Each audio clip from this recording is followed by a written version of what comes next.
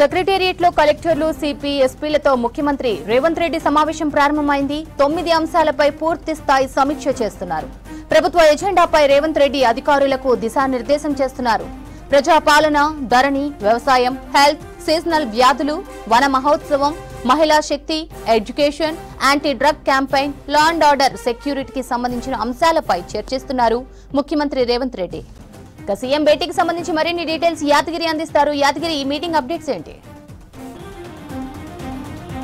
కొద్దిసేపటి క్రితమే సెక్రటరియట్ లో జిల్లా కలెక్టర్లు, ఎస్పీలు, కమిషనర్లతో సీఎం రేవంత్ రెడ్డి సమావేశం ప్రారంభమైంది. అయితే ఈ సమావేశంలో ప్రధానంగా ప్రభుత్వ తీసుకున్నటువంటి పాలసీలు, ప్రభుత్వ నిర్ణయాలు, ప్రభుత్వ ప్రాధాన్యత గల అంశాల మీదనే ఈ సమావేశం ఉంటుంది. మొత్తం 9 అంశాల మీద ఈ సమావేశంలో చర్చించబోతున్నారు. అధికారుల నుంచి సలహా సూచనలతో పాటు సీఎం రేవంత్ రెడ్డి కూడా ప్రభుత్వం ఏం చేయబోతుంది, ఈ 9 అంశాలకు సంబంధించినటువంటి ప్రాధాన్యత అంశాలు ఏంటి, ఎట్లా ముందుకెళ్లాలి, గ్రౌండ్ లెవెల్లో అధికారులు ఎట్లా అవలంబించాలి అనే దాని మీద ఇవాళ ఈ సమావేశంలో చర్చించే అవకాశం ఉంటుంది. అయితే మొత్తం 9 అంశాలు ప్రజాపాలనకు సంబంధించి, తర్వాత ధరణి సమస్యలు, ఖరీఫ్ సంబంధించి వ్యవసాయానికి సంబంధించినటువంటి సమస్యలు, తర్వాత సీజన్ వ్యాధులు, వన మహోత్సవము, ఎడ్యుకేషను, ల్యాండ్ ఆర్డర్, తర్వాత ఈ డ్రగ్స్ నిర్మూలనకు సంబంధించి ఈ 9 అంశాలను ప్రధాన ఎజెండాగా తీసుకున్నారు. వీటి మీదనే ఈ సమావేశంలో చర్చిస్తారు.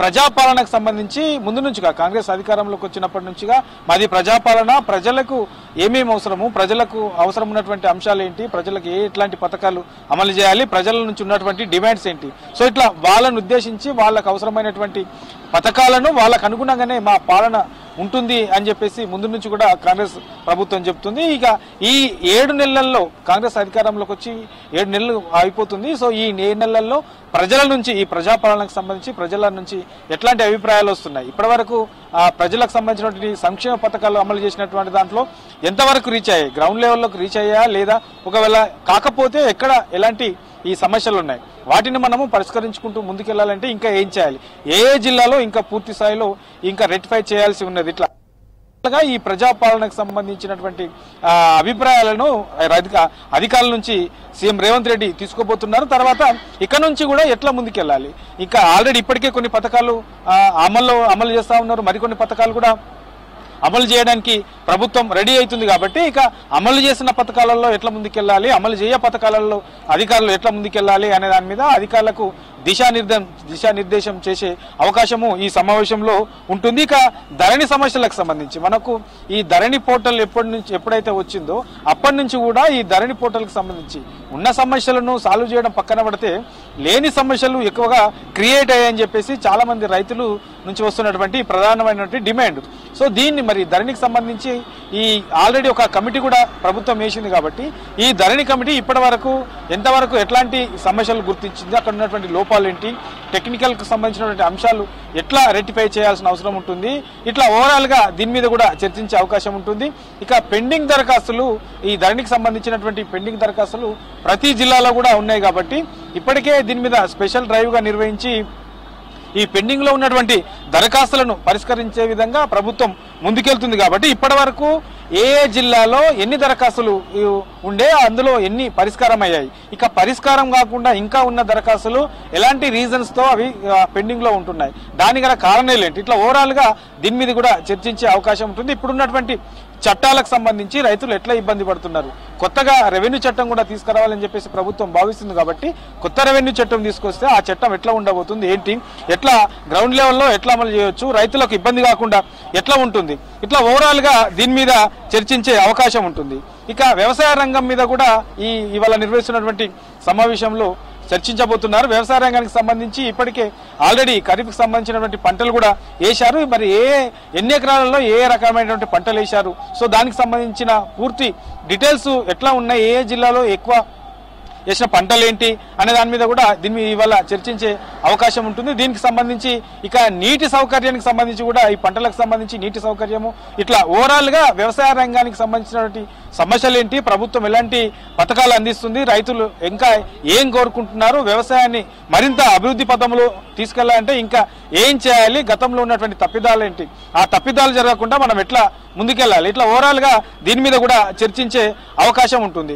ఇక దీంతో పాటు ఈ రైతు రుణమాఫీకి సంబంధించి కూడా ఇవాళ చర్చకు వచ్చే అవకాశం ఉంటుంది. ఆల్రెడీ రైతు రుణమాఫీకి సంబంధించినటువంటి మార్గదర్శకాలు కూడా ఇప్పటికే ప్రభుత్వం విడుదల చేసింది కాబట్టి ఇక రేపో మాపో దీనికి సంబంధించి ఈ రుణమాఫీకి సంబంధించిన ప్రాసెస్ కూడా ప్రభుత్వం మొదలు పెట్టబోతుంది కాబట్టి దీనికి సంబంధించి కూడా అధికారులు ఎట్లా ముందుకెళ్ళాలి, ఎట్లా దీనికి సంబంధించినటువంటి కోఆర్డినేట్ చేసుకోవాలి అనే దాని మీద కూడా సీఎం రేవంత్ రెడ్డి అధికారులకు పలు కీలకమైనటువంటి సూచనలు చేసే అవకాశం కూడా ఉంటుంది.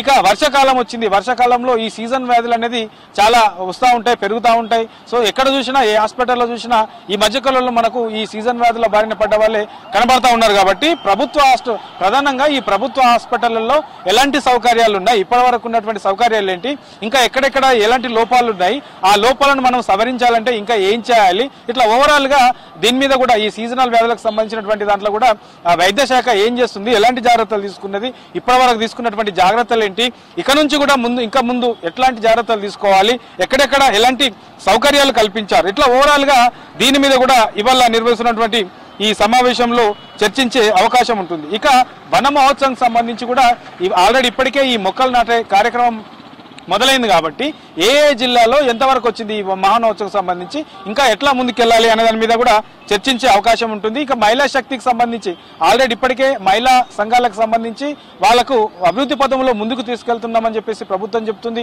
ఇప్పటికే మహిళా సంఘాలకు కూడా ప్రాధాన్యత కూడా ఇస్తుంది. మహిళా శక్తి క్యాంటీన్లను కూడా వాళ్లకు ఏర్పాటు చేస్తా ఉన్నారు. కాబట్టి ఇక జిల్లాల వ్యాప్తంగా ఎట్లా ముందుకెళ్ళాలి, ఈ మహిళా శక్తి క్యాంటీన్లు ఏ క్యాంటీన్స్ ఏర్పాటు చేయాలి, వాళ్లకు అభివృద్ధి పథంలో మరింత ముందుకు తీసుకెళ్లాలంటే ఇంకా ఎట్లాంటి ప్లానింగ్స్ ఉన్నాయి మీ దగ్గర, ఇంకా ఎట్లా చేస్తే బాగుంటుంది, ఇట్లా ఓవరాల్ గా ఈ మహిళా శక్తి క్యాంటీన్లకు సంబంధించి కూడా ఇవాళ నిర్వహిస్తున్నటువంటి సమీక్షలో చర్చకు వచ్చే అవకాశం ఉంటుంది. ఇక విద్యారంగ సమస్యలు, ప్రధానంగా ఈ విద్యారంగ సమస్యలు అనేవి కూడా చాలా వెంటాడుతూ ఉన్నాయి. తర్వాత ప్రైవేటు విద్యా సంస్థలలో ఈ ఫీజులు అనేవి ఇష్టానుసారంగా తీసుకుంటున్నారనేది ఒక చర్చ కూడా ఉంది. వీటి ఫీజులను కూడా తగ్గించాలనే చాలా డిమాండ్ ఉంది. సో మరి ఇట్లాంటి వాటి మీద కూడా ఇప్పుడున్నటువంటి సిచ్యువేషన్ ఏంటి, ప్రభుత్వ పాఠశాలల్లో విద్యా వ్యవస్థ ఎట్లా ఉంది, పాఠశాలల్లో ఉపాధ్యాయులు ఎట్లా ఉన్నారు, సో ఇట్లా ఓవరాల్ గా దీనికి సంబంధించి ఎక్కడెక్కడ కొరత ఉన్నది, ఇట్లా ఓవరాల్ గా ఈ విద్యారంగ సమస్యకు సంబంధించి ఇక ఎట్లాంటి జాగ్రత్తలు తీసుకోవాలి, ఎట్లా ముందుకెళ్ళాలి, ఇంకా విద్యారంగ సమస్యలను ఇది అధిగమించి ఎట్లా ముందుకెళ్ళాలి అనే దాని మీద కూడా ఇవాళ నిర్వహిస్తున్నటువంటి ఈ సమీక్షలో చర్చకు వచ్చే అవకాశం ఉంటుంది. ఇక ప్రధానంగా రాష్ట్ర వ్యాప్తంగా కూడా ఈ లా అండ్ ఆర్డర్ సంబంధించి ఇప్పుడు కాంగ్రెస్ అధికారంలోకి వచ్చిన తర్వాత ఈ శాంతి భద్రతల విషయంలో ఎట్లా ముందుకెళ్తా ఉన్నాము, ఇంకా ఎట్లా ముందుకెళ్ళాలి, ఆల్రెడీ ఇప్పటికే కొంతమంది ఐపీఎస్ అధికారులను కూడా కొంత మార్పులు చేశారు. సో ఎక్కడెక్కడ ఏ జిల్లాలో ఎట్లాంటి జాగ్రత్తలు తీసుకోవాలి, ఈ శాంతి భద్రత విషయంలో ఎట్లా ముందుకెళ్ళాలి అనే దాని మీద కూడా ప్రభుత్వం కొన్ని సూచనలు చేసే అవకాశం ఉంటుంది. అధికారుల నుంచి కూడా ఎట్లా వాళ్ళు ఇప్పటి వరకు తీసుకున్నటువంటి జాగ్రత్తలు ఏంటి అనే దాని మీద కూడా వాళ్ళ నుంచి అడిగి తెలుసుకునే అవకాశం ఉంటుంది. ఇక దీంతో పాటు డ్రగ్స్ కు సంబంధించి ఇప్పటికే డ్రగ్స్ ఫ్రీ తెలంగాణ చేయాలని చెప్పేసి ప్రభుత్వం భావిస్తుంది. ఇప్పటికే చాలా సమావేశాలు కూడా పెట్టారు. తర్వాత పోలీసులకు దీని మీద ప్రత్యేకంగా కౌన్సిలింగ్ కూడా ఇచ్చారు. తర్వాత కొంతమంది విద్యార్థులకు కూడా దీని మీద ప్రత్యేకంగా అవగాహన కార్యక్రమాలు నిర్వహించారు. సో ఇట్లా రాష్ట్ర వ్యాప్తంగా, జిల్లాల వ్యాప్తంగా కూడా ఓవరాల్ గా ఈ డ్రగ్స్ ఫ్రీ అనే దాని మీద ఎట్లా ముందుకెళ్లొచ్చు, ఎట్లాంటి ప్రణాళికలు ఉన్నాయి, అధికారుల దగ్గర ఉన్న ప్రణాళికలు ఏంటి, ప్రభుత్వం ఏం చెప్పబోతుంది, ఏం చేయబోతుంది, ప్రభుత్వం తీసుకునే ప్రాధాన్యత అంశాలు ఏంటి, ఇట్లా ఓవరాల్ గా ఈ ప్రజాపాలనకు సంబంధించి కాంగ్రెస్ ప్రభుత్వం తీసుకునేటువంటి అంశాల మీద ప్రధానంగా ఇవాళ నిర్వహిస్తున్నటువంటి ఈ సమావేశంలో చర్చకు వచ్చే అవకాశం ఉంటుంది.